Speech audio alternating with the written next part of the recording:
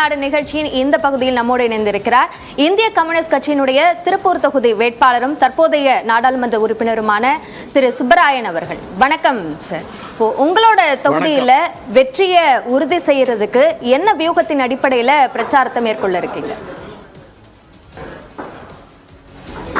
இந்திய அரசியலமைப்பு ஒரு ஜனநாயக அரசியலமைப்பு. இந்த ஜனநாயக அரசியலமைப்பை ஏற்றுக்கொள்ளாத RSS-ஆல் பயிற்றுவிக்கப்பட்ட பிஜேபி சார்ந்தவர்கள் ஜனநாயக அரசியல் அமைப்பை காலி செய்துவிட்டு சர்வாதிகார அடிப்படையில் ஆட்சி முறையை உருவாக்க சதி செய்கிறார்கள் என்பதே என் குற்றச்சாட்டு. எனவே ஜனநாயக அரசியல் அமைப்பை காப்பாற்றுவதற்கான மிக முக்கியமான பிரச்சனையை மக்கள் முன் வைத்திருக்கிறோம். அதே மாதிரி 140 கோடி மக்களையும் ஒருங்கிணைக்கிற ஆட்சி முறைதான் தேவை. பிளவுபடுத்துகிற ஆட்சி முறை நாட்டுக்கு பலனளிக்காது, வளர்ச்சி பாதையிலும் இட்டு செல்லாது. எனவே ஒருங்கிணைந்த முறையை பின்பற்றக்கூடிய ஆட்சி வேண்டுமானால் அது இந்தியா கூட்டணியால் தான் செய்ய முடியும். மதச்சார்பற்ற ஜனநாயக அரசியலமைப்பை காப்பாற்றுவதற்கு தகுதியுள்ள அரசியல் பிரிவு இந்தியா கூட்டணி. எனவே இந்திய கூட்டணிக்கு ஆதரவளியுங்கள் என்பதே நான் முன்வைக்கின்ற வாதமாகும். ஓகே, இப்போ பொதுவாக கம்யூனிஸ்ட் கட்சிக்குள்ள 2 முறைக்கு மேல வேட்பாளர் ஆவதற்கு வாய்ப்பு வழங்க மாட்டாங்க அப்படின்ற ஒரு விஷயம் இருக்கு. இப்போ 3வது முறையாக வேட்பாளராக உங்களை அறிவிச்சிருக்காங்க. எந்த அடிப்படையில இந்த வாய்ப்பு உங்களுக்கு வழங்கப்பட்டிருக்கு? அதாவது நாடாளுமன்ற உறுப்பினர் என்ற முறையில் அவற்றையெல்லாம் தீர்மானிப்பது மத்திய தலைமை. எனவே மத்திய தலைமை அப்படி எந்த வழிகாட்டுதலையும் கம்யூனிஸ்ட் கட்சி செய்யவில்லை. எனவே மாநில கட்சி அனுமதித்திருக்கிறது. ஓகே, பொதுவாக நாடாளுமன்ற தேர்தலில் இந்த நீங்க சொன்ன மாதிரியான இந்த பிரச்சார வியூகம் என்பது தேசிய அளவிலான ஒரு பிரச்சனைகளை முன்வைப்பது என்பதாக இருக்கும். ஆனா சில தேர்தல்கள்ல லோக்கல் இஷ்யூஸ் அப்படின்றதுலயும் அதிகமாக கவனம் செலுத்த வேண்டிய ஒரு தேவை இருக்கும். இப்போ அங்க களம் என்னவாக இருக்கு? இங்க இருக்கக்கூடிய லோக்கல் இஷ்யூஸ்ல அதிகமா கவனம் செலுத்த வேண்டியிருக்கா, அல்லது தேசிய அளவில் கொள்கை சார்ந்த விஷயங்கள்ல அதிக கவனம் செலுத்த வேண்டியிருக்கா? ஒரு ஜனநாயக அரசியல் அமைப்பில் ஒவ்வொரு மட்டங்களிலும் அந்தந்த பணிகளை செய்வதற்கான அமைப்புகள் உருவாக்கப்பட்டுள்ளன. இப்ப நாடாளுமன்ற உறுப்பினர் என்றால் நாடாளுமன்றத்தின் வேலை என்ன? சட்டம் இயற்றுதல். சட்டம் இயற்றுகிற அவைதான் நாடாளுமன்றம்.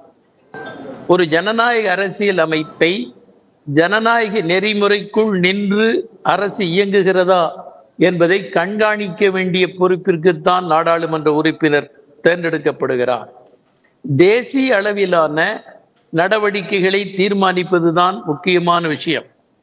எனவே வரலாறு காணாத அளவிற்கு நாடு ஆபத்திற்குள்ளாகியுள்ளது.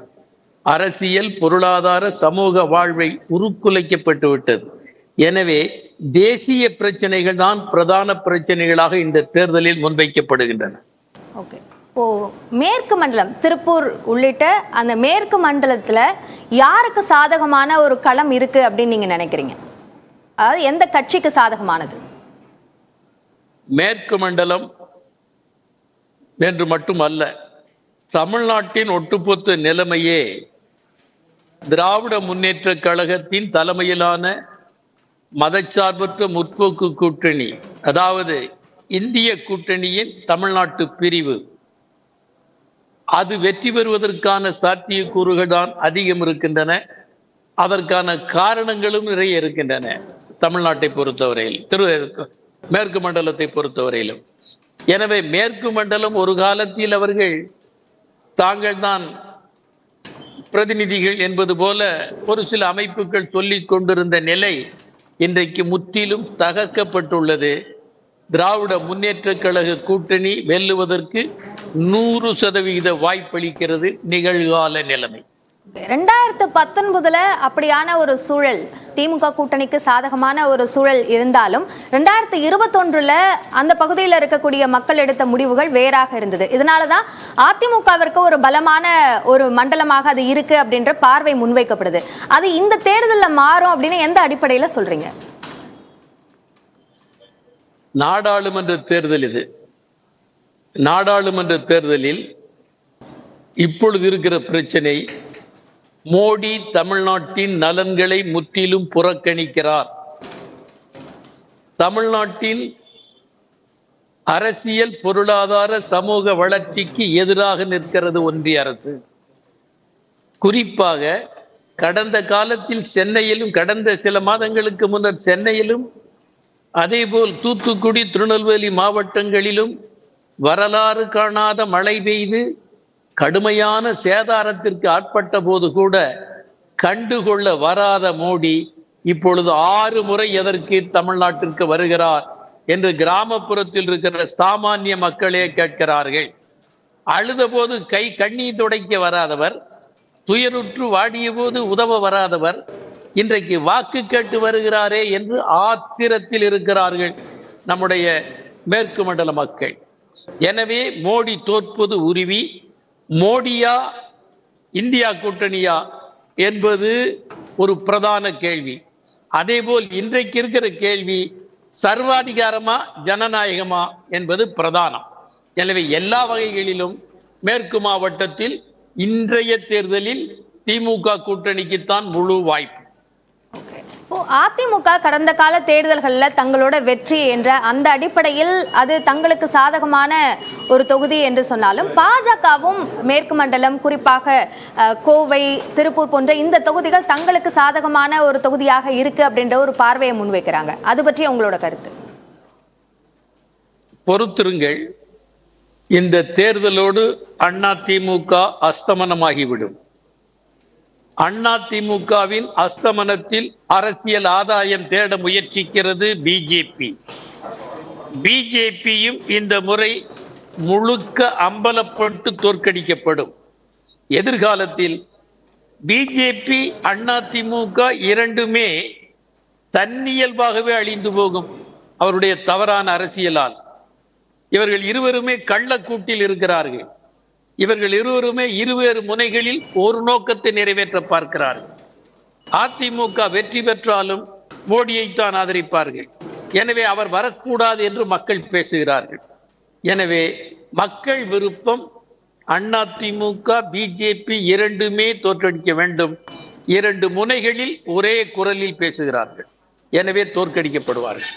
இல்ல, இப்போ திமுக கூட்டணி தோல்வி பயம் அல்லது சிறுபான்மையினரோட வாக்குகள் அதிமுகவிற்கு போயிடும் அப்படின்றதுனாலதான் பாஜகவும் அதிமுகவும் கூட்டணியில இல்லைன்னு அதிகாரப்பூர்வமா சொன்ன பிறகும் அதையே மீண்டும் மீண்டும் சொல்றாங்க அப்படின்ற குற்றச்சாட்டை எடப்பாடி பழனிசாமி சொல்றாரு.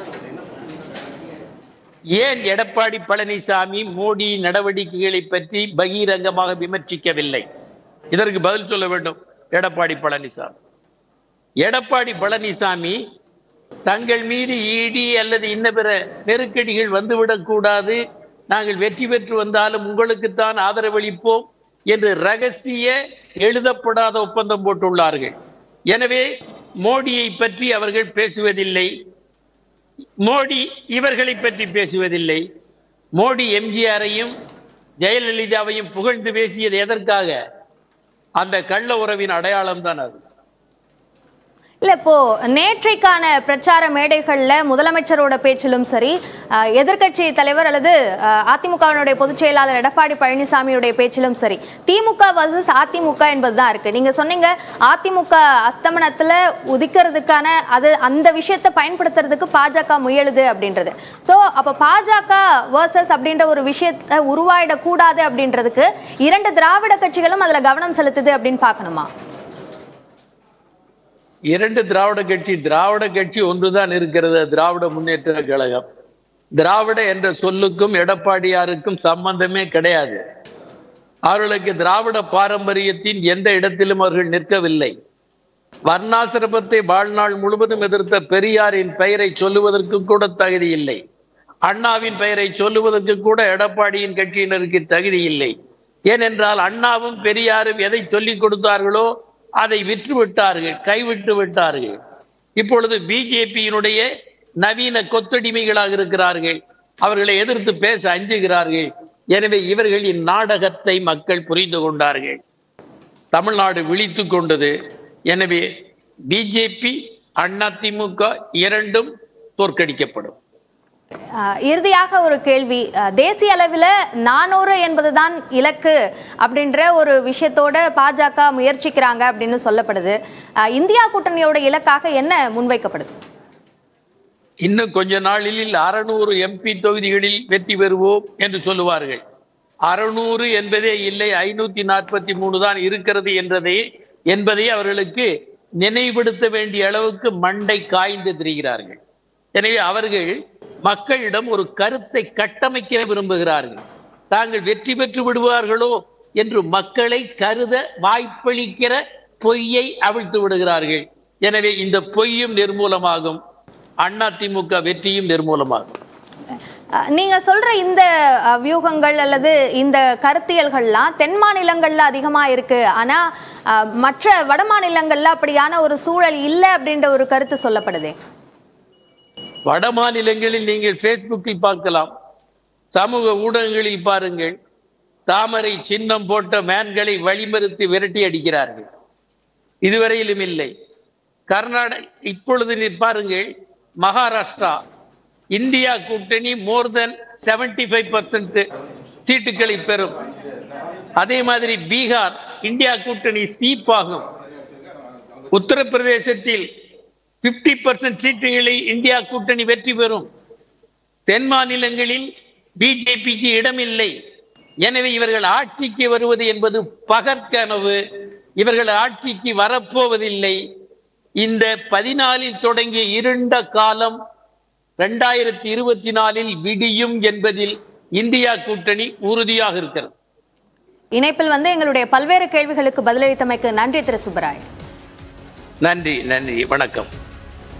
பல்வேறு முக்கியமான செய்திகள், அதன் பின்னணிகள், கோணங்கள், இவற்றையெல்லாம் வணக்கம் தமிழ்நாடு நிகழ்ச்சியில் பார்த்தோம். இணைந்திருங்கள், இது நியூஸ் 18 தமிழ்நாடு.